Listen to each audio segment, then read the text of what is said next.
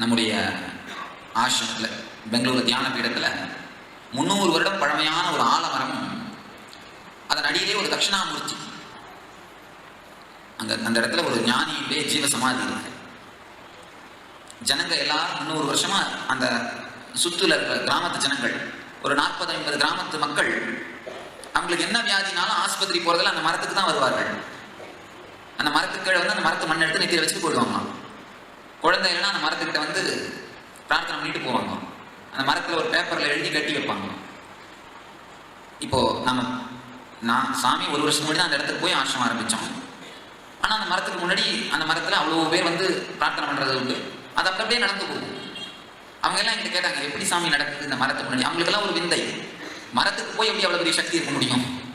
ஆனா கேட்டதெல்லாம் நடந்துகிட்டே இருக்கு. இந்த மாதிரி பல அற்புதங்கள் அந்த இடத்துல நடந்துகிட்டே இருக்கு. எப்படின்னு கேட்டாங்க. சாமி போன அப்புறம் தான் அதை பார்த்து தெளிவா சொல்ல முடிஞ்சது. அந்த இடத்துல ஒரு ஞானியுடைய சமாதி இருக்கு. வெறும் மரம்னா நடக்காது. நடக்குமா? வெறும் மரம் உலகத்துக்கு இருக்கு, 1000 ஆலமரம் இருக்கு, எப்படி நடக்க முடியும்? ஆனா 300 வருடமாக ஒரு 40-50 கிராமத்து மக்கள் திரும்ப திரும்ப நூற்றுக்கணக்கான நிகழ்ச்சிகளை பட்டியலிடுகிறார்கள்.